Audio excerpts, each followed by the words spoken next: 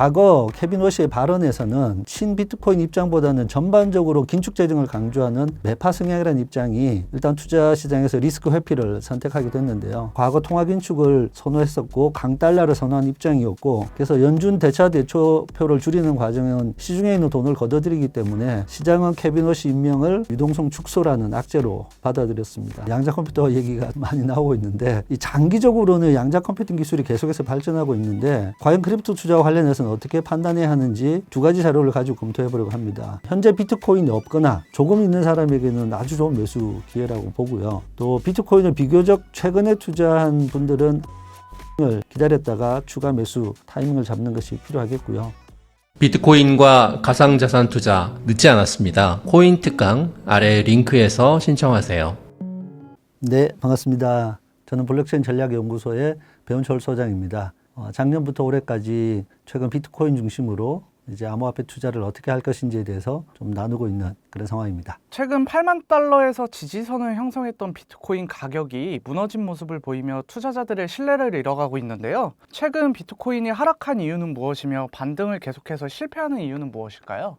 네, 이제 작년 하반기부터 현재까지 상황을 조금 살펴보면 좋을 것 같은데요. 그동안 관세 전쟁, 지정학적 이슈로 베네수엘라 마두로 대통령 강제 구인, 그린란드 전쟁 가능성, 이란 침공 가능성 등 이 불안한 정세로 인해서 투자 시장이 리스크 회피를 하면서 횡보를 해왔고, 그래도 그동안은 비트코인이 82,000달러 지지선을 유지해 왔는데 작년 4분기 동안은 이제 중간중간 상승에 대한 기대감이 이제 우려로 바뀌면서 몇 차례 레버리지 청산이 있었습니다. 그런 바람에 좀 공격적인 투자 자금들이 많이 위축되어 있는 상황이고요. 여기에는 결정적으로 10월 6일 최고가를 찍은 후에 계속해서 상승할 것으로 기대했던 상황이 중국 관세 100% 부과라는 발언이 나오면서 급락하고, 또 그때 사상 최대 규모의 레버리지 청산이 발생했던 것이 시장에서 가장 큰 타격이 됐습니다. 이때 청산됐던 규모를 살펴보면 10월 11일 날 무려 195억 달러 규모의 청산이 발생했는데, 과거 암호화폐 시장에서 폭락한 사례들을 살펴보면 애쉬 크립토의 X 계정을 참고해 봤을 때 코로나 사태 때 12억 달러가 청산이 됐었고요. FTX 사태 때 16억 달러가 청산이 됐습니다. 그러니까 우리 코로나 때에 비해서 작년 10월 달에 무려 20배에 가까운 규모의 청산이 벌어졌고요. 이때를 기점으로 크립토 시장에서는 좀 공격적인 매수의 자금이 힘을 좀 잃었고, 그 이후로도 몇 차례 크고 작은 청산이 좀 더 있었습니다. 그러다 보니까 좀 힘이 약해진 부분이 있고, 비트코인 현물 ETF도 저 청산 때를 기점으로 누적 총액이 이제 떨어지기 시작했습니다. 이제 비트코인 현물 ETF의 누적 총액을 경신하지 못하고 횡보를 하다가 최근에 이제 더 빠진 상황이고요. 이 부분들을 이제 종합해 보면 투자 심리가 위축되어 있는 상태, 그리고 유동성 공급에 대한 부족, 결정적인 몇 차례 하락 이벤트 등이 맞불리면서 이런 상황들이 와 있습니다. 트럼프 대통령이 지명한 케빈 워시 차기 연준 의장에 대해 실장 해석이 분분한데요. 케빈 워시의 등장이 비트코인 시장에는 새로운 유동성을 공급하는 호재일까요? 아니면 또 다른 불확실성일까요? 네, 이게 1월 31일 날 케빈 워시가 지명된 다음에 요 지명되기 직전에 이제 월스트리트 저널에서는 케빈 워시가 친암호화폐 연준의 의장이 될 수 있을까라는 제목으로 비트코인에 대해서 긍정적인 입장을 강조했고, 친비트코인 성향의 의장이 될 수 있다라는 좀 더 긍정적인 전망의 기사가 보도되기도 했습니다. 막상 이제 시장은 케빈 워시 지명 소식을 듣자 리스크 회피를 위해서 자금을 뺐고 1월에 좋은 분위기를 이어가려고 했던 레버리지 롱 물량이 또다시 청산당하며 유동성이 부족한 주말이 끼어가지고 강제 청산이 도미노로 발생한 상황입니다. 그러면 이제 과거 케빈 워시의 발언에서는 친비트코인 입장보다는 전반적으로 긴축 재정을 강조하는 매파 성향이라는 입장이 일단 투자 시장에서 리스크 회피를 선택하게 됐는데요. 케빈 워시는 21년 연준 이사 시절에 연준의 반복되는 양적 완화에 동참할 수 없다, 이런 입장을 고수하면서 연준 임기가 남아있는데도 불구하고 중도 사임을 했었습니다. 그리고 과거 통화 긴축을 선호했었고 강달러를 선호한 입장이었고, 연준의 대차 대조표를 줄여야 한다, 이제 이 부분은 양적 긴축을 하겠다는 그런 발언이거든요. 그래서 연준 대차 대조표를 줄이는 과정은 시중에 있는 돈을 걷어들이기 때문에 양적 긴축을 의미하고, 이것이 유동성 공급이 줄어들 것이라는 불안감을 주게 된 것이죠. 그러다 보니까 시장은 케빈 워시 임명을 시장에서 유동성 축소라는 악재로 받아들였습니다. 근데 트럼프는 그동안 또 금리 인하를 계속해서 강조해왔고, 파월도 금리 인하를 하지 않는다고 계속해서 비난을 했었는데, 이 케빈 워시의 과거 행적은 금리 인상의 기조를 가지고 있기 때문에 케빈 워시가 연준 의장으로 임명되고 나니까 시장은 오히려 혼란스러워하면서 불확실성이 작동된 그런 상황들입니다. 앞으로는 트럼프와 케빈 워시가 금리 인하와 관련해서 어떤 직접적인 발언이 나오는지 좀 지켜봐야 될 그런 상황입니다. 최근 비트코인에 대한 양자 컴퓨터 위험론이 재부상하면서 투자자들의 불안감을 키우는 모습인데요. 소장님께서 생각하시기에 양자 컴퓨터가 실제 비트코인 시장에 위협으로 작용할까요? 아니면 하락장에 나오는 일시적인 공포에 불과하다고 보시나요? 양자 컴퓨터 얘기가 좀 많이 나오고 있는데 이게 논쟁이 좀 치열할 수 있는 예민한 주제라서 좀 조심스럽긴 한데 제가 전달하는 내용 중에서 잘못된 사실 정보가 있으면 또 댓글로 남겨주시면 참고하도록 하겠습니다. 이 장기적으로는 양자 컴퓨팅 기술이 계속해서 발전하고 있는데 과연 크립토 투자와 관련해서는 어떻게 판단해야 하는지 두 가지 자료를 가지고 검토해 보려고 합니다.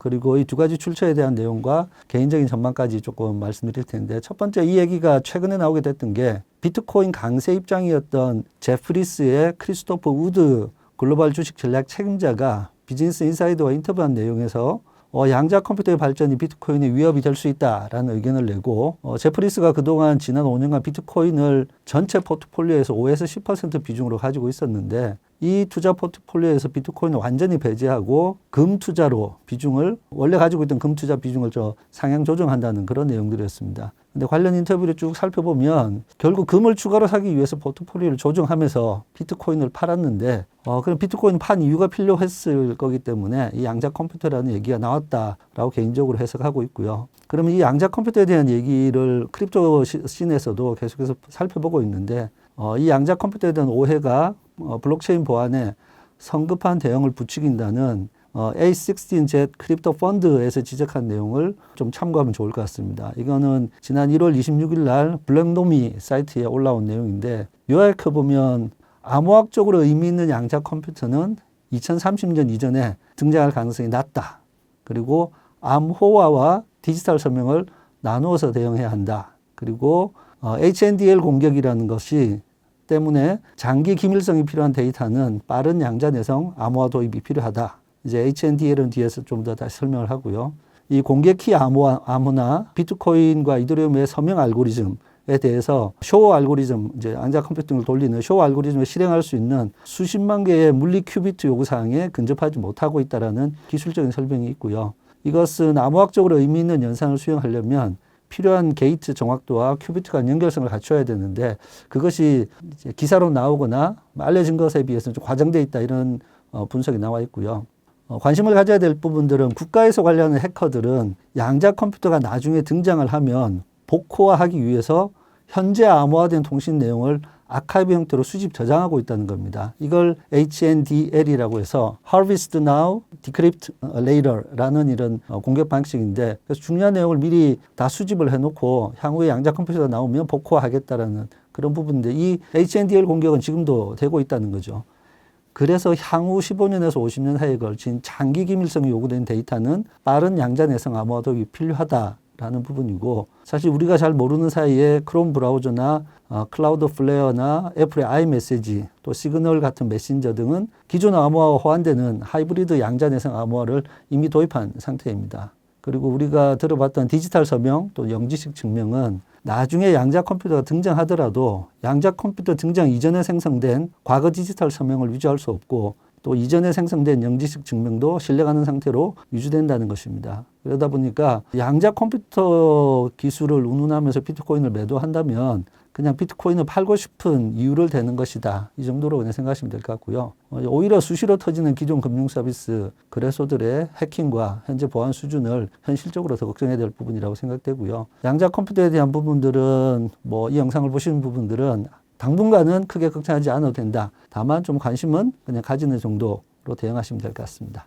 최근 기관들이 ETF에서 대거 자금을 빼며 투자자들은 기관들이 도망가는 걸 보니 더 폭락할 것이라는 공포가 커지고 있습니다. 소장님께서 현재 기관들의 움직임을 단순한 차익 실현으로 보시나요? 아니면 비트코인에 대한 관점이 부정적으로 바뀐 것이라 보시나요? 기관들은 이제 더 이상 비트코인에 대해서 고민하지 않습니다. 이제 최대한의 수익을 얻기 위해서 포트폴리오 관리와 리밸런싱 전략을 실행하고 있는 그런 상태고요. 2024년 1월 비트코인 현물 ETF가 승인된 이후에 비트코인 투자 환경은 과거와 다르게 급격히 기관 중심으로 바뀌어 왔고 현재는 전혀 다른 투자 환경이라고 보시면 되겠습니다. 코인쉐어즈 자료에 따르면 2025년 말 기준으로 글로벌 디지털 자산 ETP 총 운용 자산은 1,800억 달러, 약 250조 원을 넘어섰고요. 자본 유입 경로는 과거 개인의 투자자들이 약간의 투기적 성격을 가진 거래에서 다각화된 기관 중심 채널로 확실하게 전환되고 있습니다. 비트코인이 최고가를 달성했던 작년 10월 초 총 운용 자산이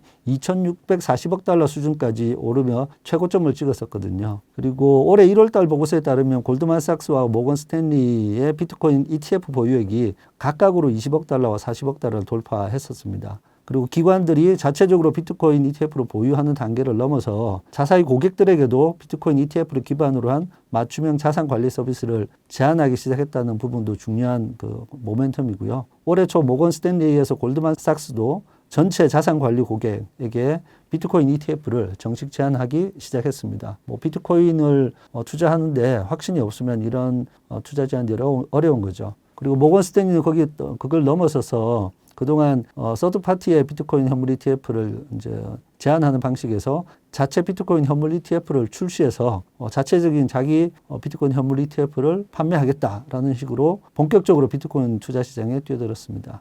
기관들은 끊임없이 이제 리스크 관리를 하고 더 높은 수익률보다 사실은 적정한 수익률을 꾸준하게 가는 부분들, 그러다 보니까 안정성을 추구하는 부분들이 좀 있습니다. 그래서 기관들은 리스크 회피도 하지만 가격이 어느 정도 떨어졌을 때에는 다시 매수세로 들어와서 현재는 하방 지지선을 받쳐주는 역할을 해왔습니다. 그리고 이러한 기관들의 리스크 회피, 리밸런싱 전략을 알고 있다고 하면 개인 투자자들은 조금 더 역발상으로 이용할 수도 있습니다. 그래서 가격이 떨어질 때 함께 패닉셀 하지 말고 좀 기다렸다가 기관들이 하방 지지선으로 매수세가 들어올 때 추가 매수하는 이런 전략들을 활용할 수 있겠습니다. 비트코인에 지쳐가는 투자자들은 그래서 상승 추세로 언제 전환하느냐가 가장 궁금할 것 같은데요. 비트코인 가격이 상승 추세로 전환되는 시그널이 있다면 무엇일까요? 네, 이제 언제냐 하는 시기는 조금 어렵지만 추세 전환이 되는 시그널은 찾아볼 수 있겠죠. 이제 이 부분을 저는 내러티브라고도 얘기하는데 지금 트럼프와 케빈 워시가 조만간에 지금 시장 상황이 이렇게 많이 빠져 있는 상태이기 때문에 직접적으로 비트코인 관련된 언급을 할 것으로 개인적으로 예상합니다. 이제 이때 통화 정책에 대한 얘기도 함께 할 가능성이 커서 해당 발언의 취지와 속뜻을 좀 잘 살핀다면 시장이 다른 형태로 반응을 할 수 있을 것 같고요.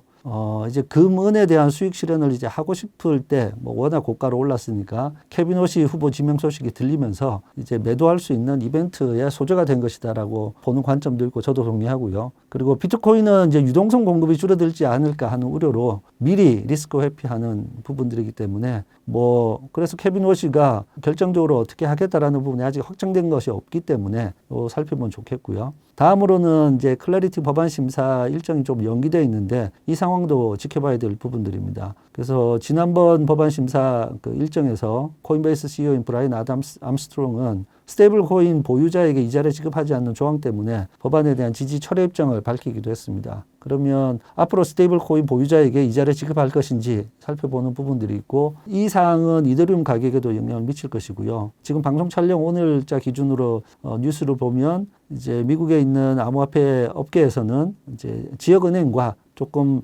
절충안을 협의하는 것으로 기사가 나와 있기 때문에 여기는 기사를 좀 잘 찾아보셔야 될 것 같고요. 그 다음 또 중요한 부분들은 가능하면 매일 비트코인 현물 ETF 자금 상황을 살펴보는 부분들입니다.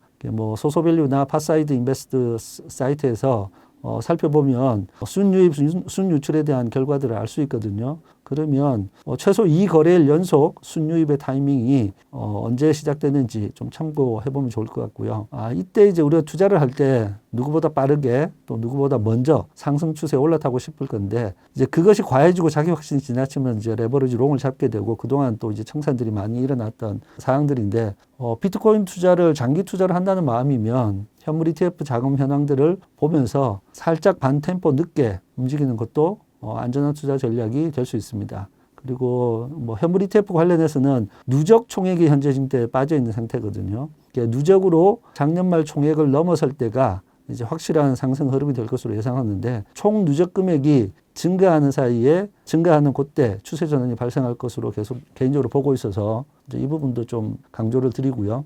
그다음 미국은 뭐 트럼프 대통령 당선과 함께 비트코인은 국가 전략 자산으로 비축하겠다라는 부분들을 발표를 했었는데 큰 방향은 그러한데 여기에 대한 구체적인 일정과 이후의 계획들이 좀 나오지 않았거든요. 근데 올해는 이 부분에 대한 내용들이 확실하게 나올 거기 때문에 미국이 이제 국가 전략 비축 자산으로 비축한다라는 부분들이 어느 정도 가시권에 들어온다라고 하면 비트코인 가격은 크고 빠르게 움직일 것으로 보입니다.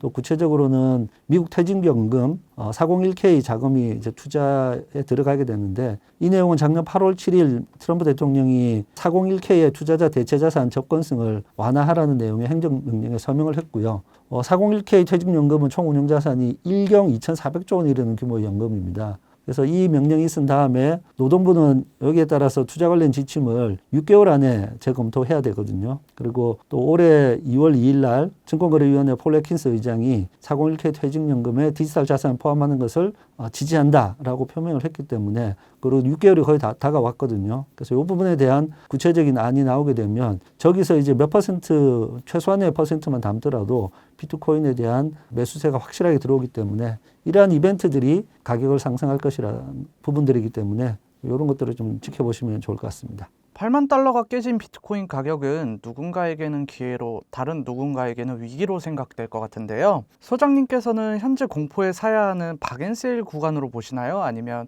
현금을 확보해야 하는 구간으로 보시나요? 네, 이게 뭐 늘 사야 되는 구간이냐 아니면 또 현금을 더 가지고 있어야 되는 구간이냐라고 할 건데 또 여기에 대한 참고할 수 있는 것은 작년에 이제 기업 재무 전략이라고 DAT 전략을 세우고 매수에 나섰던 기업들도 사실 지금 매우 혼란한 상황이거든요.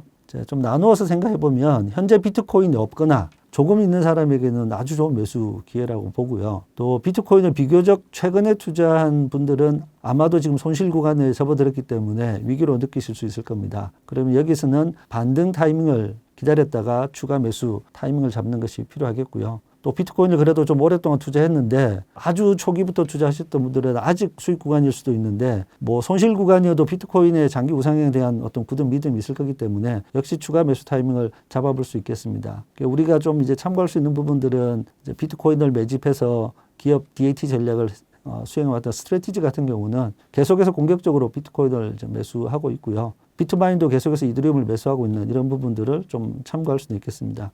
다만 이제 비트코인과 관련돼 있는 투자 이런 부분 서비스를 운영하는 회사들에 대한 얘기들은 뭐 제가 개인적으로도 얘기 드리지만 뭐 나쁘다는 게 아니라 거기는 서비스 자체가 비트코인 투자를 계속 끌어가야 되는 거기 때문에 장기 투자, 복립식, 분할 적립에 대한 얘기들을 하는데 그러한 부분들은 또 적절하게 좀 걸러들을 필요도 있을 것 같습니다. 그렇다면 단기적인 관점과 장기적인 관점에서 비트코인 가격 전망도 궁금한데요. 소장님께서는 비트코인 가격을 어떻게 전망하고 계신가요? 전반적으로 흐름부터 먼저 좀 살펴보면 비트코인 가격은 뭐 저 개인적으로 결국 다시 우상향한다라고 생각을 하고 있고요. 다만 그 우상향하는 여정 속에서는 횡보도 있고 하락도 있고 상승도 있는 변동성이 계속 있는 것이죠. 좀 돌아보면 작년 4월 해방의 날 폭락한 이후에 10월까지는 급격한 유동성 공급이 가격 상승을 이끌어 왔는데 앞서 얘기드렸던 레버리지 대청산 이후에는 유동성 공급이 좀 주춤하고 있는 상태입니다. 그러면 2026년 다시 이제 내러티브와 이벤트가 새로운 유동성을 끌어오게 될 것이고 그 파토를 우리가 잘 타야 하는데 비트코인 가격은 현재 7만 1,000달러 정도 수준까지 아주 떨어져 있는데 상승 국면으로 보면 저는 뭐 상승에 이제 다음으로 넘어간다고 보기 때문에 상승은 9만까지 가는 상승하고 전고점에는 12만 6천까지 가는 단계들을 돌파해야 되는 이벤트들이 지금 등장해 줘야 되는데 단기 상승 추세가로 전환이 될 수 있다라고 하면 9만까지는 좀 빠르게 상승할 수 있을 것으로 예상을 하고요.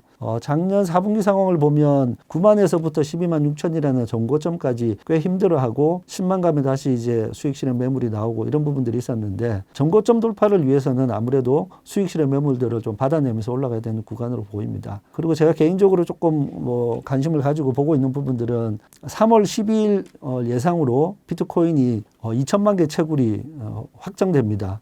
비트코인 전체가 2,100만 개인데 2천만 개가 채굴이 되고 나면 이제 100만 개가 남는 매우 상징적인 내러티브가 3월 12일에 예상되어 있고요. 확실하게 고갈되는 비트코인의 공급 방식을 시장이나 투자자들이 다시 한번 리마인드 할 수 있는 시점이 되거든요. 그러면 이때 다시 신규 수요가 좀 꿈틀대지 않을까라는 상황들이고요. 개인적으로는 2026년 말까지, 올해 말까지 비트코인이 최소 20만 달러 목표를 향해 달려갈 텐데, 현재 가격 기준으로는 150% 이상 상승해야 하는 부분들입니다. 20만 달러라는 수치는 사실 비트코인 가격에 대해서 너무 그동안 높은 가격대를 많이 시장에서 얘기한 분들이 많기 때문에 미흡해 보일지도 모르겠지만, 현재 기준으로는 150%가 상승되는 목표치이기 때문에 쉽지 않은 도전이지만 그래도 연말까지는 그 정도 할 수 있지 않을까 기대해 봅니다. 지난 25년 하반기부터 코인 시장에 많은 투자자분들이 몰려있는 상황인데요. 이런 분들에게 어떻게 대응해야 할지 조언 한 말씀 부탁드립니다. 네, 비트코인을 포함한 이제 암호화폐 투자에서 저는 항상 이제 4가지 변수가 있다고 보는데, 그 4가지는 내러티브, 유동성 공급, 모멘텀, 추세 추종이라는 겁니다. 비트코인은 이제 주식 투자하고 달라서 기업의 어떤 실적 발표 같은 정보들이 전혀 없이 오로지 수요와 공급, 내러티브와 유동성에 의해서만 움직이는 매우 특이한 투자 자산입니다. 그러다 보니까 공급은 비교적 단순한 변수입니다. 비트코인의 시장에 공급되는 물량이 계속해서 빠르게 소멸되는 자산이고 추가적으로 더 공급할 수도 없습니다. 대신 이제 수요 변수가 좀 크죠. 여기에 관심을 좀 많이 가져야 되는데, 수요 변수 자체는 자체 독립 변수가 아니고 글로벌 이벤트와 거시경제와 연동되는 이런 형태의 변수로 되어 있습니다. 그러다 보니까 수요 변수에 관심을 가지면 이 주식 시장도 같이 봐야 되고, 다양한 글로벌 변수들, 지정학적 이슈들, 거시경제 지표들을 함께 봐야 되기 때문에, 아마 투자하시는 분들 중에서 주식과 비트코인을 병행해서 투자하신다라고 하면 나름 상당히 재미있게 투자할 수 있는 그런 자산입니다. 그리고 각자가 이제 모두 같은 상황들이 아닐 거기 때문에 조금 나눠서 생각해 보면, 비트코인을 투자하지 않고 있다라고 하면 지금 현재 가격대가 꽤 낮은 가격대이기 때문에 올해 투자 포트폴리오에 비트코인을 한번 담아 보시는 것도 좋을 것 같고요. 근데 이게 전체 자기가 투자할 수 있는 비중에서 비트코인이나 크립토를 어느 정도 가져갈 것인가에 대한 비중이 있거든요. 그래서 2%든지 5%든지 10%든지 이렇게 선을 좀 정해서 조금씩 비중을 늘려가는 투자 전략을 검토해 보시고요. 작년에 산참 장이 좋아서 비트코인 투자에 들어오신 분이라면 대부분 손실 구간이 있을 것이라 고민이 많으실 텐데, 그렇더라도 감정적인 매매를 하지 않는 것이 중요합니다. 그래서 다만 이제 너무 마음이 힘들다 그러면 10%든지 30%든지 50%든지 손절하시고 다음 상승 추세로 확인하면서 추가 매수하는 전략도 나쁘지 않습니다. 이제 전체적인 볼륨을 조금 가슴 아프지만 손절하고 다음 시장을 기다리는 것도 해야 될 이제 투자 전략 중에 하나니까 그렇게 생각하고요. 2024년 이제 비트코인 현물 ETF 이후에 기관 투자자들이 참여하면서 비트코인이 나스닥 기술주와 비슷하게 움직이는 경향을 보여왔습니다. 그러다가 이제 작년 하반기 기술주나 금과 디커플링된 현상을 보이고 있는데, 이것이 일시적인 현상인지 다양한 관점으로 좀 살펴보고 있는데, 이제 이 부분은 제 개인적으로는 유동성 공급의 우선순위에서 좀 밀리고 있다 이렇게 보고 있고요. 다시 이제 유동성 공급이 좀 충분히 된다라고 하면 비트코인 쪽으로 당연히 조금 더 위험 자산이라고 생각하는 부분도 있고, 또 어떤 측면에서 보면 암호화폐의 가치 하락에 대한 해지 자산으로 보고 있기 때문에 조금 그 유동성 공급이라는 이 전반적인 가장 큰 변수를 좀 지켜봐야 되겠고요. 비트코인 투자는 전반적으로 이제 투자를 장기적으로 볼 수 있는 그 지구력과 또 어떤 그런 상황들에 대해서 어떻게 대응할 것인지 또 순발력을 키우는데 큰 도움이 되는 투자 자산이라고 생각합니다. 이더리움도 비트코인과 마찬가지로 급락하는 모습을 보이며 긍정적인 미래를 그리던 투자자들에게 큰 실망감을 주고 있는데요. 소장님께서는 이더리움의 최근 흐름을 어떻게 보고 계신가요? 네, 이제 이더리움 투자 관련된 얘기가 좀 나왔으니까 조금 이더리움 전반적으로 한번 살펴보고 가겠습니다. 비트코인에 비해서 이더리움은 크립토 커뮤니티에서 주목하는 거하고 투자 커뮤니티에서 얘기하는 것에 좀 갭이 있는 그런 자산이라고 좀 보시면 되고요. 최근 5년 사이 이더리움과 관련해서 떠오르는 중요한 내러티브를 좀 살펴보면 2024년 7월에 이더리움 현물 ETF가 출시됐다. 라는 부분하고 작년 7월에 지니어스 법안이 하원 통과되는 일명 스테이블 코인법이 통과됐다. 요 정도의 내러티브만 아마 대부분 투자 커뮤니티에서는 생각되실 거예요. 근데 이더리움의 최근 5년 흐름들을 좀 보면 21년도 전체 크립토 불장이 있었고요. 22년에 이더리움에서는 되게 중요한 그 POW 방식에서 POS 방식으로 합의 알고리즘이 바뀌는 머지 업데이트가 있었습니다. 그래서 지금은 이더리움이 POS로 지금 합의 알고리즘에 동작하고 있고요. 23년도는 전체적인 크립토 윈터였고 24년은 1월 달에 비트코인 현물 ETF가 출시되고 7월에 이더리움 현물 ETF가 출시됐습니다. 그리고 작년에 지니어스 법안이 하원 통과를 됐는데 21년부터 22년 상반기까지는 크립토가 불장이었고 그때는 코로나로 인해서 각국 정보실에 했던 양적 완화로 인해서 통화량이 증가했던 부분들이 크립토 불장을 불러왔었습니다. 근데 그 이후에 2021년 11월부터 테이퍼링이 시작되어서 매달 사들이는 채권 규모를 줄였고 2023년 3월에 금리 인상과 양적 완화가 종료됩니다. 그리고 나서 자산 매입을 완전히 중단합니다. 그리고 22년 6월 달부터 양적 긴축을 시작하면서 그 사이 이제 크립토 윈터가 시작됐는데 양적 긴축을 한다는 것은 보유된 채권의 만기가 들어와도 다시 재투자를 하지 않고 소멸시키는 방식으로 대차 대조표를 축소하게 됩니다. 요 이제 대차 대조표 축소라는 용어가 케빈 워시의 그동안의 기조랑 연결되면서 이제 시장이 조금 과민해졌던 부분들이고요. 그리고 22년 9월 15일 이더리움이 머지라고 해서 합의 알고리즘을 POS로 완료하게 됩니다. 그 POW라고 하는 이 작업 증명 방식에서는 연간 이더가 총 490만 개가 새로 발행됐는데 POS 기반에서는 연간 58만 4천 개 이더가 새로 발행됩니다. 그러니까 이더의 시장 공급량이 획기적으로 줄어들어 있는 것이고 전반적으로 기본 수수료에 대한 부분들도 좀 낮아지는 상황들이 있었습니다. 24년도 1월부터 상승해서 7월 ETF 출시 다음에 잠시 조정 겪은 다음에 2024년 말까지 가격이 상승을 했었고요. 이제 ETF가 출시된 다음부터는 25년에는 비트코인과 같은 가격 흐름을 보입니다. 그래서 같이 이제 현물 ETF의 자금 흐름에 따라서 오르고 내리고 같이 하게 됐는데 7월에 크립토 위크에서 뭐 그때 지니어스 법안, 클래리티 법안, 반 CBDC 법안이 통과되면서 이더리움 가격이 급상승을 했고요. 8월 24일 4,900달러를 터치하고 10월 초 레버리지 청산이 발생하면서 비트코인과 같은 횡보와 하락을 겪고 있습니다. 이더리움은 POS 전환 후에도 자체적인 네트워크 성능 향상을 위해서 기술적 로드맵 실행에 좀 집중을 해왔는데 이러한 기술적 업데이트가 크립토 커뮤니티에서는 중요했는데 투자 커뮤니티에서는 크게 관심을 받지 못하다 보니까 가격 상승에 크게 영향을 주지 못하고 좀 지지부진한 그런 답답한 상황이 이어졌었죠. 근데 이번 올해 2월 3일 날 비탈릭 부테린이 이더리움의 완전히 새로운 로드맵을 제시했습니다. 뭐라고 얘기했냐면 레이어 2에 과도하게 의존하던 기존 버전을 버리고 이더리움 자체 성능을 향상시키는 방법으로 로드맵을 선회했습니다. 그전에는 2020년 10월 달 비탈릭 부테린이 레이어 2를 이더리움의 브랜디드 샤딩이라는 위치로 제안을 하고 성능은 L2에서 내고 이더리움은 정산하는 레이어로 서포트하겠다라는 전략을 가지고 있었거든요. 그러니까 이더리움이 좀 바로 보이지가 않는 그런 모습들이었는데 이번 2월달 발표 내용을 보면 이 L2 프로젝트들이 충분히 제 역할을 하지 못하고 있다. 거기다가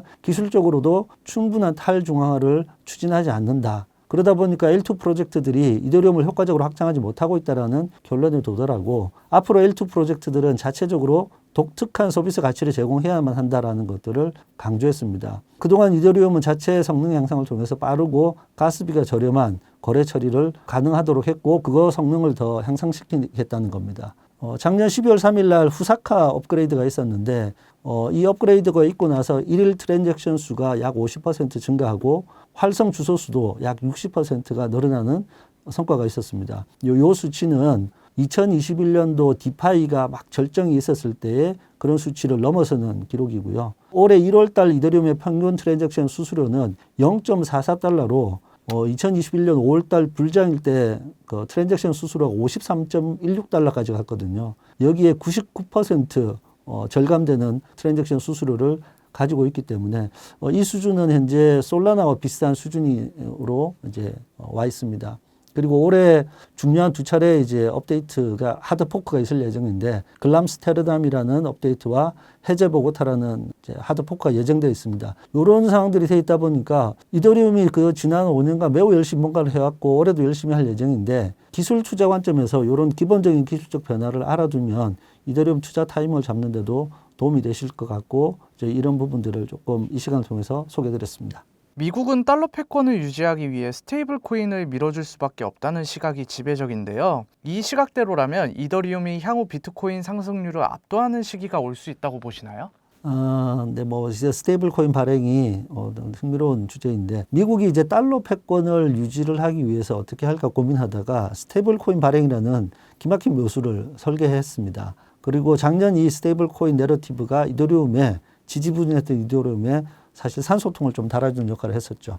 그리고 작년 이전까지 이더리움의 역할은 앞서 얘기 드린 것처럼 L2 네트워크를 지원하는 좀 소극적인 정산 플랫폼으로의 역할에 그치는 것 아닌가 이런 느낌이 있었습니다. 근데 이번 비탈릭 부테린 발표로 새로운 로드맵상에서는 이더리움이 앞으로 강력한 스테이블 코인 발행 플랫폼의 역할을 담당할 것으로 예상이 되고요. 이번 로드맵 변화는 그 이더리움의 뭐 처리 속도라든지 트랜잭션 수수료에 대한 부분을 대안으로 등장했던 솔라나에게는 좀 큰 타격이 될 수 있고요. 그동안 뭐 최근 1, 2년 동안 솔라나가 밈코인 발행 네트워크라는 또 오명도 좀 있고 속도와 수수료 관점에서 이더리움에 비해 차별화된 경쟁을 가지기 어려운 상황이 됐다는 부분들을 좀 짚고 넘어갈 수 있겠고요. 빠르고 저렴하고 강력해진 이더리움 기반의 스테이블 코인 발행과 또 이 스테이블 코인 기반으로 한 다양한 비즈니스 모델이 등장한다라고 하면 이더리움의 새로운 가격대로 진입할 수 있을 것 같습니다. 다만 이제 비트코인 상승률을 압도할 것이냐에 대한 부분들은 이제 두 코인의 구조가 근본적으로 좀 다르기 때문에 압도하는 상승률이라는 표현이 좀 애매하긴 하지만 변동폭은 이더리움이 더 크기 때문에 상승할 때 상승률은 이더리움이 더 크고 일반적으로 더 큰 비율로 오르고 더 큰 비율로 빠지는 부분들이 있죠. 그래서 상승률로만 보면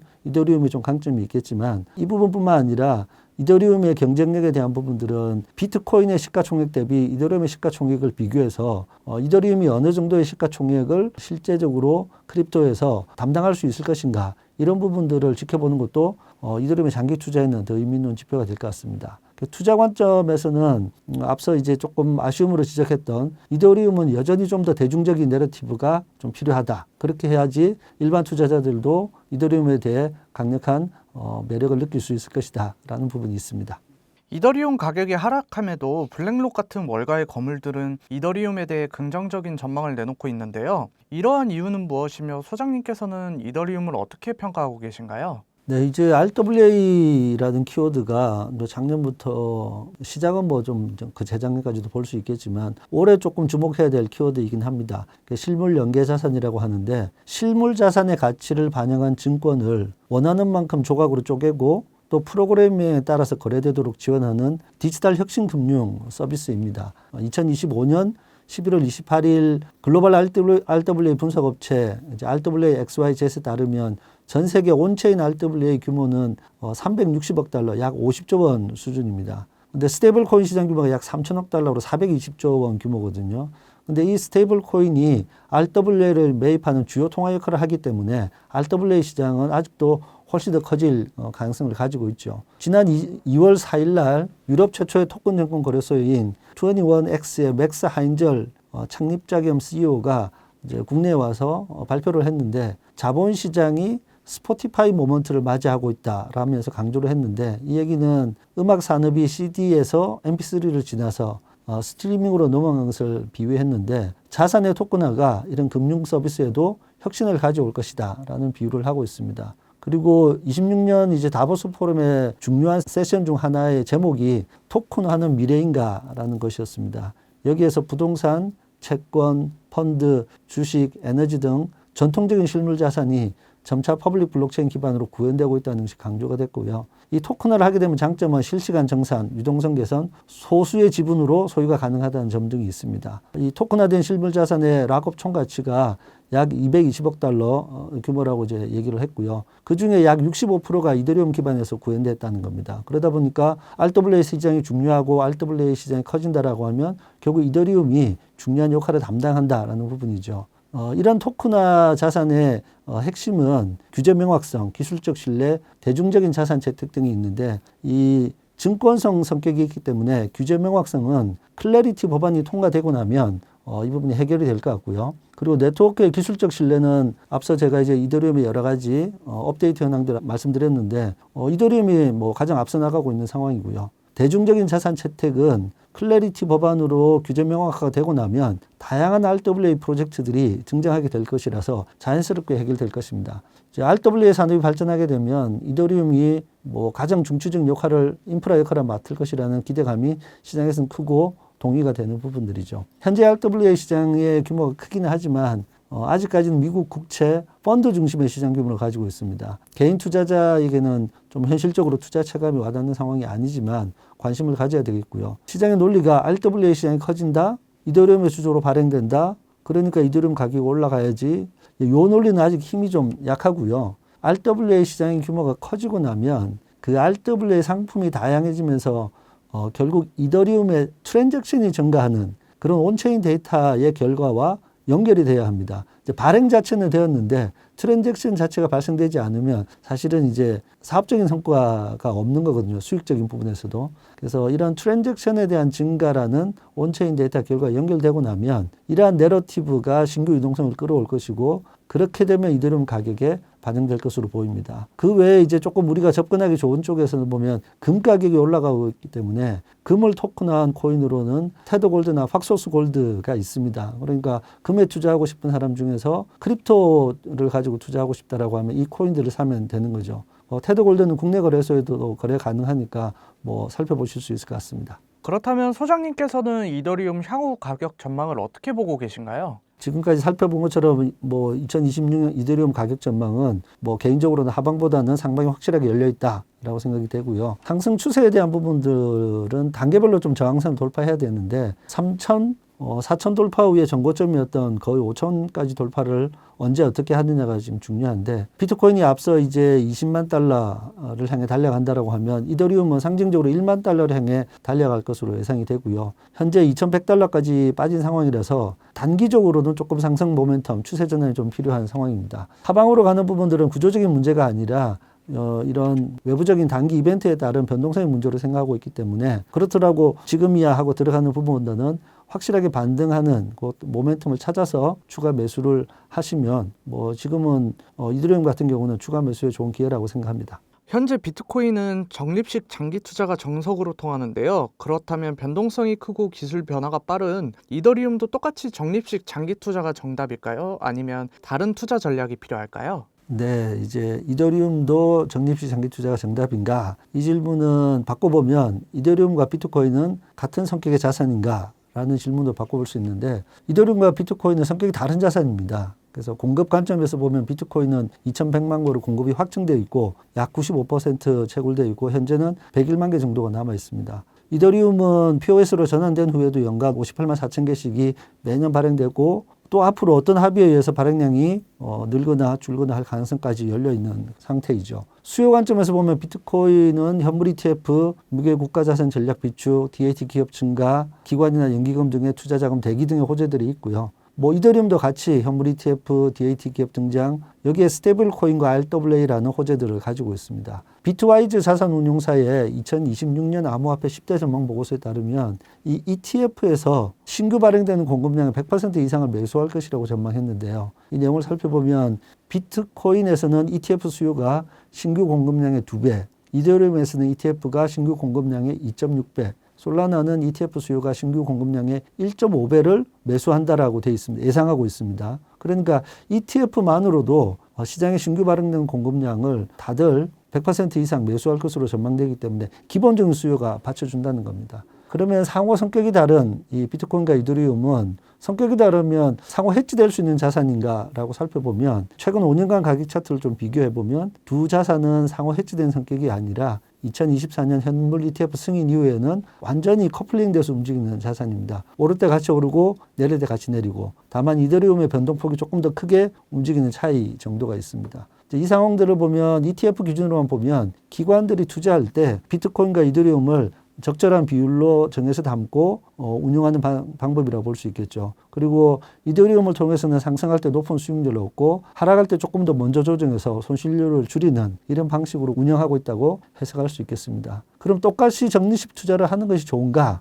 그러면 똑같이 적립식 투자를 하겠다라고 하면 그냥 일반적으로 비트코인만 투자하셔도 괜찮습니다. 다만 이제 앞서 기관처럼 이제 비중을 조정해서 좀 수익률을 올릴 때 수익률을 좀 높인다 이런 부분들을 할 수 있겠죠. 다만 이더리움은 적절한 매수 매도 타이밍을 좀 조절하는 전략을 병행해서 쓰시는 걸 추천드리고요. 올해는 아까 보신 것처럼 스테이블 코인과 RWA라는 특성과 또 이더리움 자체의 성능 향상이라는 게 있기 때문에 이더리움 자체의 상승 가능성을 보고 투자할 수도 있겠습니다. 그러면 본격적인 투자는 스테이블 관련되는 내러티브가 제일 빠르게 등장할 것으로 보이기 때문에 그러한 모멘텀이 발생했을 때 추세 추종하는 전략을 추천드리고요. 앞서 봤던 것처럼 이더리움은 연간 계속해서 이제 발행이 지속되는 자산이기 때문에 하락할 때에는 일부 매도를 통해서 리스크를 줄이는 방식을 써야 하는 그런 자산입니다. 일각에서는 올해 코인 시장은 이더리움이 이끈다는 전망을 내놓기도 했는데요. 소장님께서는 개인적으로 올해 비트코인과 이더리움 중 기대하는 코인은 무엇인가요?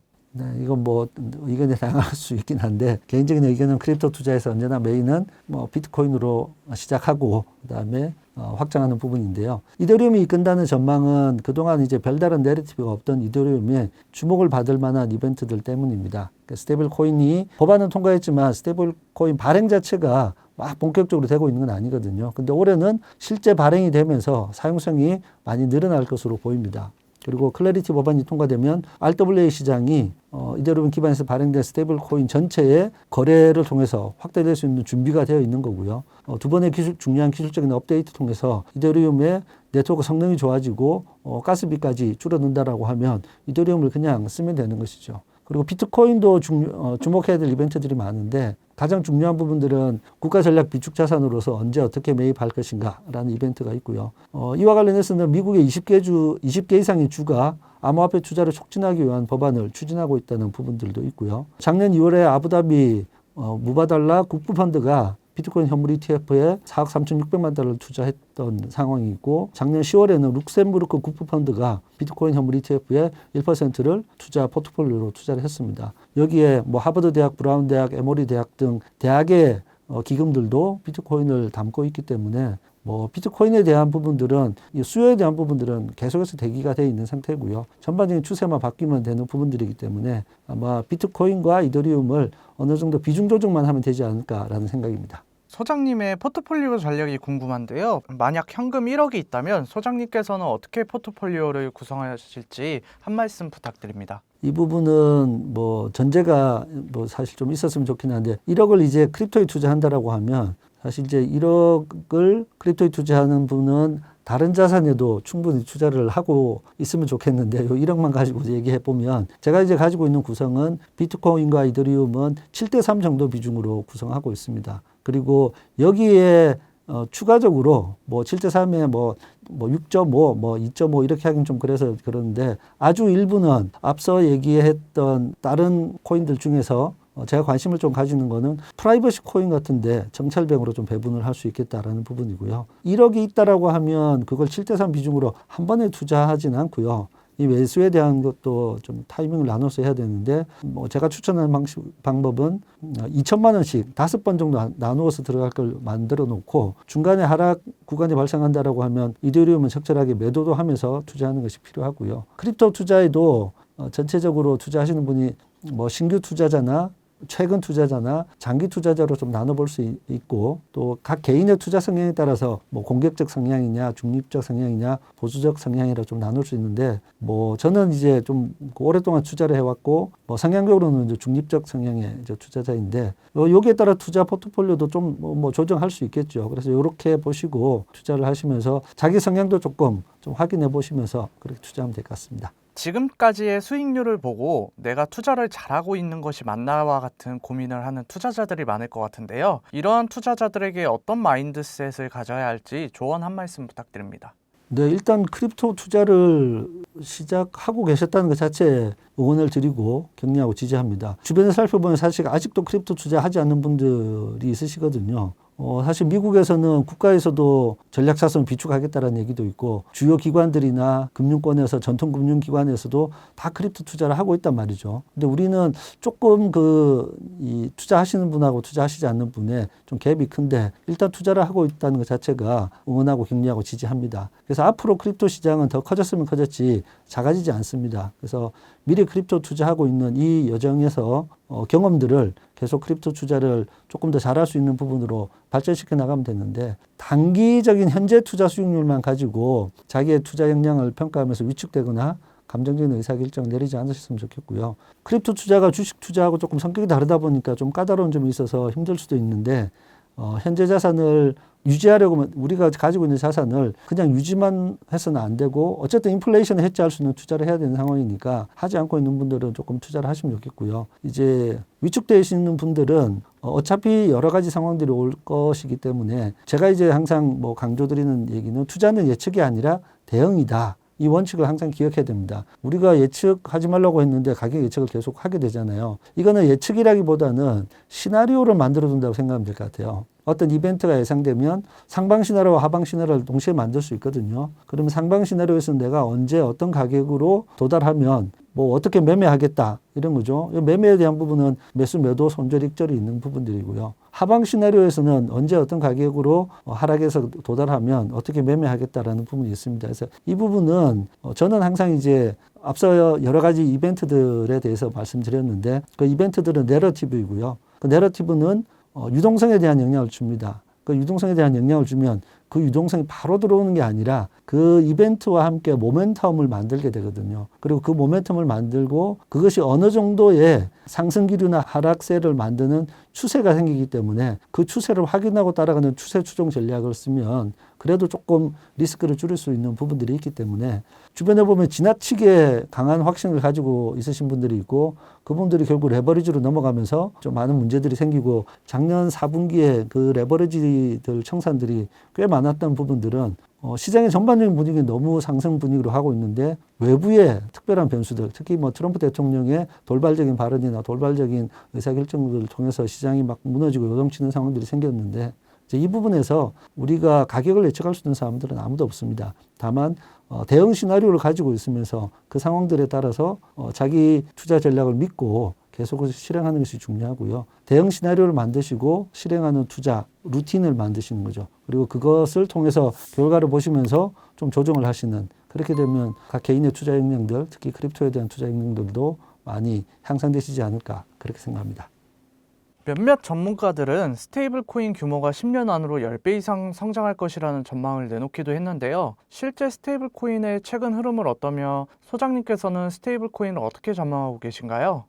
사실 스테이블 코인은 10년 안에 10배 성장이 아니라 100배 이상 성장할 겁니다. 스테이블 코인 자체는 장기적으로 현금, 또 카드 사용, 그리고 기업 금융까지 대체할 수 있는 솔루션이기 때문에 그렇고요. 그동안 법적, 제도적 준비가 안 된 상황에서 그 스테이블 코인이 계속 있었죠. 그런데 이 스테이블 코인이 이런 법적인 부분이 갖춰지면 제도권 안으로 빠르게 들어오기 때문에 기존 제도권에서 사용되던 금융 서비스의 상당 부분을 스테이블 코인이 대체해서 그 역할을 하게 될 것이고요. 뭐 앞으로 자산의 토크나 RWA 부분, 또 지급 결제에 대한 부분, 뭐 개인 송금부터 국경 간 송금, 기업 내부 간 송금 등 빠르게 단계별로 시장을 확장해 나갈 겁니다. 한국 같은 국내 상황만 보면 디지털 화폐가 현금과 신용카드 시장을 빠르게 대체했던 이 추세를 보면 짐작해 볼 수 있을 것 같고요. 글로벌하게는 이제 클래리티 법안 심사가 연기되었지만 상반기 중으로 최종 통과가 되지 않을까. 그렇게 되면 이 시장이 매우 빠르게 확산될 것이라고 기대하고 있습니다.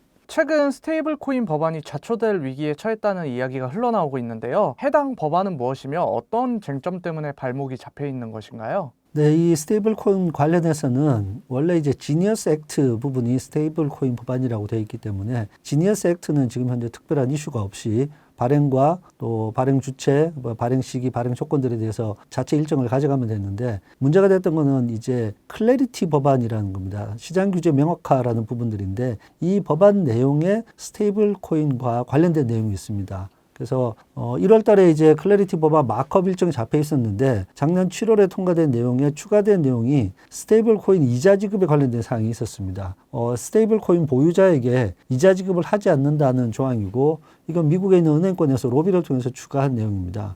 그러다 보니까 스테이블 코인 보유자에게 이자를 지급하게 될 경우에는 많은 사람들이 은행에서 돈을 빼서 이자율이 높다라고 하면 스테이블 코인으로 바꿔서 예치를 하면서 이자를 받으려고 할 것이기 때문에 은행에서는 이런 제가 봤을 때는 독소조항이라고 하는 부분들을 추가한 겁니다. 여기에 코인베이스 CEO인 브라이언 아담스가 해당 조항에 대해서 항의하면서 스테이블 코인, 여기 클래리티 법안 지지를 철회한다는 내용의 기사까지 나왔습니다. 코인베이스가 이렇게까지 강하게 이제 어필한 부분들은 코인베이스는 이제 서클의 USDC를 보유하기도 하고 거래소를 통해서 유통하면서 서클로부터 상당한 수준의 금액에 대해서 이자와 유통 수수료를 받아오고 있고 연간 10억 달러 정도 되는 규모입니다. 근데 만약 클래리티 법안이 이대로 통과되게 되면 코인베이스 입장에서는 연간 10억 달러 수준의 매출이 줄어드는 상태이고 또 코인베이스의 USDC를 예치하고 보관하고 있으면서 거래를 하려고 했던 이용자들은 굳이 코인베이스의 예치를 하고 있을 필요 없이 만약에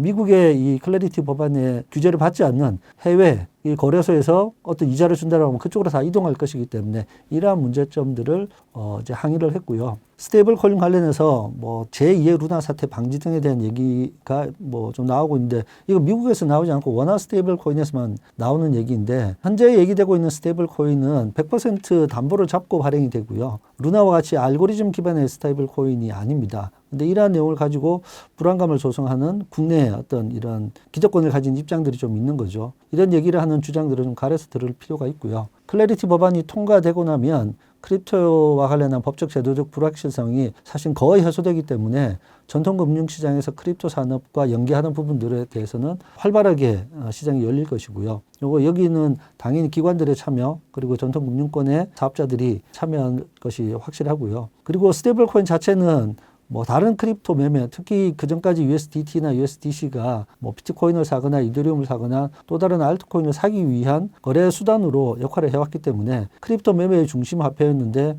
그것보다 훨씬 더 많은 선택지가 생기게 되는 겁니다. 비트와이즈 보고서에 따르면 클래리티 법안 통과 시 스테이블 코인과 토큰화의 최대 수혜자는 이제 이더리움과 솔라나가 될 것이고 신고가를 갱신할 것이라고 예상한 바가 있습니다. 미국에서 스테이블 코인 시장을 밀고 있지만 정작 미국 내 스테이블 코인 활용도는 매우 낮은 것으로 확인되었는데요. 소장님께서 생각하시기에 스테이블 코인이 실생활에서 더 활발하게 사용되기 위해서는 무엇이 해결되어야 될까요? 네, 스테이블 코인 실제 사용이 조금 낮다라고 하는 내용들은 이제 비자가 이제 최근 조사한 결과에 따라서 작년 11월 기준으로 달러 스테이블 총 거래 규모가 5조 4,200억 달러였는데 여기에 보니까 자동화 봇 거래가 상당히 많더라. 이 자동화 봇 거래라는 것은 암호화폐 시장에서 재정 거래하거나 유동성 공급 등을 목적으로 사용되는 것이고 이것이 전통적인 지급 결제와 성격이 다르다는 부분이었고요. 그러면 그 자동화 봇 거래를 빼고 일반 거래 1조 2,100억 중에서 소매 지급 결제 규모는 75억 달러 규모더라.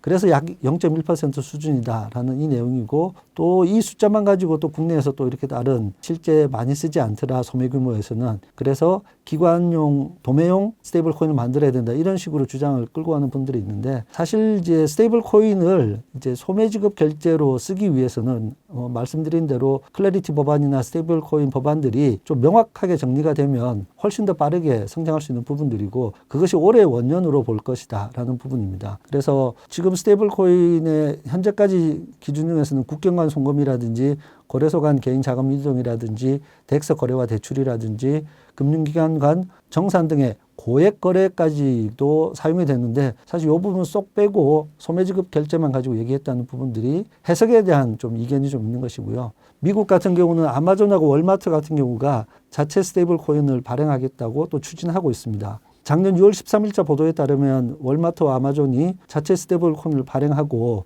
은행하고 신용카드 기반의 어떤 전통적인 결제 시스템을 대체하는 방안을 검토 중이라고 기사가 났습니다. 그동안 대형 유통업체들은 수수료 절감을 위해서 신용카드 결제에 대한 부분에 의존도를 낮추고 수수료를 줄이려고 하는 거거든요. 그러면 자체 스테이블 코인을 발행하게 되면 그런 수수료가 발생하지 않기 때문에 그것을 오히려 소비자의 혜택으로 더 낮춰줄 수 있다라는 부분들을 강조하고 있습니다. 같은 개념으로 여행 정보업체인 엑스피디아 또는 일부 항공사들도 자체 스테이블 코인 발행해서 거래하겠다라는 검토를 하고 있습니다.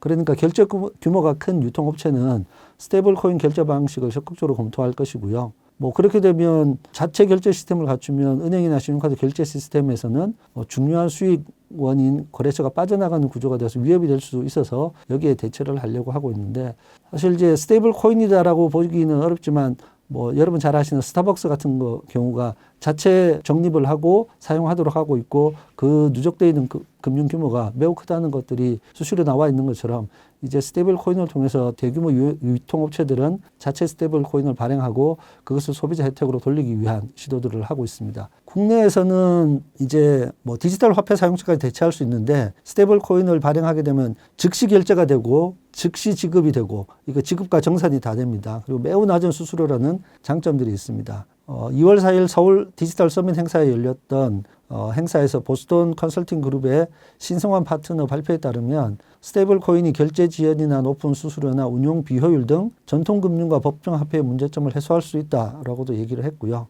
여기에서 이제 의견은 카드나 모바일 결제 등 우리 한국의 인프라가 고도화되어 있다 보니까 스테이블 코인이 단기간 내 국내 결제 수단을 대체하기는 쉽지 않다는 평가가 나오는데 저는 이 부분은 동의하지 않고요. 이제 이게 법제화만 잘 되고 나면 빠르게 대체될 수 있을 것이다 라고 보고 있습니다. 그리고 BCG는 스테이블 코인 시장의 성패를 가를 핵심 변수로 기술이 아니라 제도에 대한 설계라고 얘기를 했고요. 저는 제도의 설계라는 부분에서는 저도 동의를 하고 있습니다. 근데 금융권에서 우려하는 대부분의 리스크는 스테이블 코인 발행체 발행 규모를 단계별로 확대한다거나 또는 규제 샌드박스를 적극적으로 활용하면 되는데 이걸 조금 다른 방향으로 틀고 있어서 좀 우려가 되는 부분도 있습니다. 최근 국내에서도 원화 스테이블 코인 발행권을 두고 전통은행과 네이버와 카카오 같은 기업을 두고 기싸움을 벌였는데요. 소장님께서는 산업발전 측면에서 어느 쪽이 발행하는 게 좋다고 보시나요? 지금 이제 은행 중심이냐 핀테크 기업 중심이냐 이렇게 얘기하는데 이 단어를 한번 제가 소개해 볼게요. 규제, 보호, 안정성, 유지 이러면 은행이나 핀테크 중에 은행 중에 가깝겠죠. 혁신, 도전, 편의성, 발전 이 핀테크 기업이나 스타트업 쪽에 좀 가깝겠죠. 원화 스테이블 코인을 잘 모른다고 했을 때 원화 스테이블 코인의 성격은 앞서 두 가지 키워드 그룹에서 어디가 좀 더 맞을 거냐 하면 핀테크 쪽이 훨씬 더 잘 맞죠. 그럼 이런 기싸움이 벌어지는 원인은 무엇인가라고 하면 핀테크 기업의 힘이 현재는 약하기 때문입니다. 스테이블 코인 시장이 매우 매력적인 시장인데 이 사업을 핀테크 기업 중심으로 되는 게 맞는 것 같고 돈이 될 것 같은데 그냥 내버려 두면 뭔가 내 밥그릇이 줄을 것 같은 이런 느낌 때문에 이제 힘이 센 은행권이 51% 지분을 주장하면서 전 국민을 상대로 좀 위협을 주기도 하고 불안감을 조성하고 강력하게 언론 플레이를 하고 있는 그런 상황이라고 개인적으로 의견을 드립니다.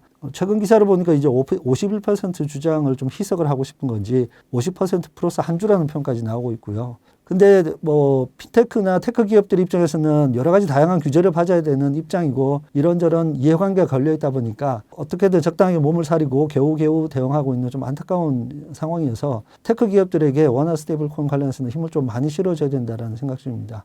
그리고 현실적으로는 은행이 51% 지분을 가지는 컨소시엄이 좀 유력하게 추진 중에 있습니다. 요걸 저는 이제 축구 경기로 좀 이번 기회에 비교를 좀 해보겠는데 은행 중심의 축구팀을 구성했다면 이게 공격적인 성향보다는 수비적인 성향으로 좀 느껴지죠. 그러면 수비적인 축구를 하겠다는 건데 핀테크 중심으로 하면 아무래도 좀 공격적인 축구를 할 거라고 얘기를 할 수 있습니다. 근데 축구라는 경기 자체가 공격만 하거나 수비만 하거나 하지 않기 때문에 적절하게 배치를 해야 되는데 은행 중심으로 가면 수비를 잘해서 지지 않는 축구를 할 수 있겠지만 스테이블 코인에서 이기는 경기를 하기 좀 어려워 보입니다. 그리고 스테이블 코인 시장에서는 지금은 공격수를 좀 많이 배치해서 다양하게 골을 많이 넣고 성과를 만드는 전략들이 필요하고요. 그렇다고 핀테크 기업 중심으로 한다고 하더라도 전원 공격만 할 수 없기 때문에 적절한 수비 대응을 갖춰야 되는데 그 역할을 은행이나 전통금융권에서 사실 맡아주면 되는 그런 상황이라고 보입니다. 그래서 지금 은행은 새롭게 열리는 시장이 돼서 혁신금융으로 도전해야 되는데 강력한 규제, 안정성을 주장하면서 수비 중심으로 하자고 이제 우기는 꼴이거든요. 근데 전 세계적으로 좀 돌아보면 자국 화폐를 기반으로 스테이블 코인을 발행할 수 있는 나라가 사실은 그렇게 많지 않습니다. 기술적인 문제가 아니라 자국 통화가 글로벌 영향력을 가진 나라가 얼마 되지 않고 이 얘기는 바꿔 말하면 원화로 충분히 글로벌 시장에 나가서 도전해볼 만한 영향력을 가지고 있고 지금은 시작 단계에서는 수비가 아닌 공격에 중점을 둬야 되는 타이밍이고 우리가 이제 블록체인 기술이 처음 나왔을 때 코인은 안 돼. 근데 블록체인 기술은 괜찮다라는 이런 말도 안 되는 이분법적인 정책을 통해 가지고 실제 블록체인 산업이 성장하지도 못했고 현재 상태는 오히려 거래소라고 하는 이 산업만 비대하게 키운 현실을 가지고 있는 상황입니다. 2월 4일 날 한국인터넷기업협회가 은행이 과분 지분을 보유하는 스테이블 코인 시장에 진출할 수 있도록 하는 법안은 혁신을 가로막는 기득권 보호 장치라고 지적한 부분이 있는데 이제 이 부분을 조금 더 관심을 가져서 핀테크 중심의 혁신 금융으로 스테이블 코인이 좀 나갈 수 있도록 관심을 가지고 또 의견을 좀 내주시면 좋겠습니다. 우리나라는 코인 거래량은 세계적이지만 정작 코인 관련 규제는 보수적인데요. 이런 환경에서 제대로 된 원화 스테이블 코인이 나올 수 있을까요? 아니면 달러 스테이블 코인의 안방을 다 내주게 될까요? 일단 뭐 앞서 얘기한 것처럼 원화 스테이블 코인에 대한 부분들은 좀 경쟁력을 가지기 좀 어려워 보이지 않나라는 걱정이 좀 되고요. 예전과 같은 암울한 상황이 올까봐 또 걱정을 하고 있습니다. 개인적으로는 대한민국의 전반적인 구군이 열리고 있다. 원화 스테이블 코인으로 글로벌 시장에 나가서 사업 기회를 창출하고 또 새로운 사업들을 만들어낼 절호의 기회이자 환경이 조성되고 있다고 봅니다. 이것이 비단 이제 K-팝, K로 시작되는 한류뿐만 아니라 보시는 것처럼 우리의 방산이라든지 조선이라든지 자동차라든지 반도체라든지 이 산업 전체가 글로벌 시장으로 나가고 있거든요. 근데 이 부분에서 원화 스테이블 코인이 결제 수단으로서 함께 나간다라고 하면 얼마나 많은 시장이 열릴 수 있을까요? 그래서 여기에서 얘기하는 내용은 강론적으로는 좀 논쟁이 될 수 있는데 좀 개괄적으로 좀 살펴보면 테크 기업들이 좀 언론을 통한 목소리를 내기가 좀 취약한 부분들이 있기 때문에 언론과 미디어 한계에서 밀리고 있는 부분들입니다. 그래서 스테이블 코인을 준비하는 테크 기업들을 위해서 뭐 유튜브에서도 힘을 좀 많이 실어주면 좋겠다는 생각이고 저도 이 시간 빌어서 조금 응원을 하는 바입니다. 스테이블 코인에서는 이제 앞서 얘기했던 방어 전략과 공격 전략이 있는데 원화 스테이블 코인을 살리기 위해서는 매우 적극적인 공격 전략이 필요하고요. 세계 시장을 향해서 이제 공격하려 나가려고 하는데 은행 중심의 컨소시엄 만들면 야, 너 어떤 칼이야, 칼은 몇 개 가지고 있는지 승인받고 누구랑 싸울 건지 미리 보고하고 감시와 규제를 먼저 하겠다고 하는 것이 현재 진행되고 있는 상황들이고 이렇게 진행되면 글로벌 경쟁력을 가지기가 매우 어렵다고 보입니다. 다만 이제 달러 스테이블 코인에 대해서 대비하기 위해서는 매우 좀 치밀하고 은밀한 방어 전략이 필요합니다. 왜냐하면 뭐 이미 이제 우리 원화 스테이블 코인 얘기하자마자 지금 코인베이스에도 오고 서클에서도 오고 뭐 테드에서도 관심을 가지고 이렇게 하고 있는데 원화 스테이블 코인 자체가 제대로 출발하지 않으면 뭐 방어 전략은 뭐 해보기도 힘들 정도가 될 겁니다. 우리나라는 그동안 이제 구글 검색, 전기 자동차, 반도체, 조선 방산 이런 산업들에서 여러 가지 해왔던 역할들이 있는데 정말 본격적으로 원화 스테이블 코인이 이 스테이블 코인이라는 시장에서 맡아줘야 될 책임과 역할이 매우 중요해 보입니다. 그렇다면 국내 핀테크 기업들은 원화 스테이블 코인 발행을 위해 어떤 움직임을 가져가고 있나요? 네, 원화 스테이블 코인에서 핀테크 기업이나 어쨌든 테크 기업들 중심으로 바라보면 기업들은 상당 부분 이제 뭐 네이버나 카카오나 현재 자체적인 디지털 페이를 가지고 있습니다. 그렇게 되면 현재 가지고 있는 디지털 페이도 잘 쓰고 있는데 여기에 원화 스테이블 코인을 다시 발행을 해서 두 가지를 병행해도 되고 순차적으로 바꿔갈 수도 있고 소비자, 이용자의 선택에 따라서 나는 그냥 기존의 디지털 페이를 쓸 거야 라고 할 수도 있고 원화 스테이블 코인을 쓸 거야도 할 수 있는 부분들이기 때문에 테크 기업들이 이미 소비자의 소비 형태에 밀접하게 근접해 있기 때문에 접점해 있기 때문에 원화 스테이블 코인을 매우 자연스럽게 해나갈 수 있다는 부분들이죠. 근데 금융권 같은 경우는 사실 우리가 금융권에서 토스라는 회사가 대표적으로 있는데 이 오픈뱅킹과 함께 토스라는 회사가 훨씬 더 편리한 UI, UX를 가지고 기존 금융 서비스들을 획기적으로 편하게 바꿔내고 그리고 인터넷 뱅킹 쪽에서는 뭐 K뱅크라든지 이런 은행들이 기존 은행보다 훨씬 더 사용성이 편리하게 또 우리가 보안에 대한 부분들도 기술적으로 잘 보완해서 해왔던 부분들이 있습니다. 그래서 기존에 있었던 우리 핀테크 영역에서의 그런 성공적인 모습들 잘하는 모습들 그런 부분에서 이미 이제 이런 메신저를 통해서 특히 동남아 시장에서는 충분한 이용자층을 글로벌 해외 시장, 해외 이용자층을 가지고 있는 기업들이 자연스럽게 결제 시스템을 가져가는 부분들은 시장 가능성이 훨씬 더 높은데 이제 은행권에서 뭘 만든다라고 하면 나오는 얘기가 계속해서 어떤 규제라든지 뭐 통화 정책에 대한 리스크라든지 이런 부분들에 대한 얘기를 하고 있는데 그러면 글로벌 시장에 가서 어떻게 할 거냐에 대한 통찰력이나 비전 제시는 전혀 하지 못하고 있다는 거죠. 그런 측면에서 테크 기업들이 중심을 잡고 앞서 얘기했던 것처럼 그 테크 기업들이 앞서서 활동을 공격적으로 할 수 있도록 뒤에서 좀 필요한 부분들을 백엔드에서 잘 받쳐주는 그런 역할들을 금융권에서 한다라고 하면 전반적인 우리나라 원화 스테이블 코인 입장에서는 좋은 결과를 낼 수 있을 것이라고 그렇게 기대합니다. 그렇다면 마지막 질문으로 오늘의 인사이트 정리해 주시면서 마무리 인사 부탁드립니다. 네, 이제 크립토 관련해서 이제 투자를 하다 보면 뭐 정보들이 많이 있긴 한데 제가 추천드리는 방법들은 어떤 의견들이든 좋으니까 좀 다양한 의견들을 듣고 참고하시면서 의사결정을 하시면 될 것 같고요. 동의가 되는 부분들은 좋아요 누르시고 동의가 안 되는 부분들은 뭐 이런 의견이 있구나 이렇게 가볍게 들어주시면 좋지 않을까 생각합니다.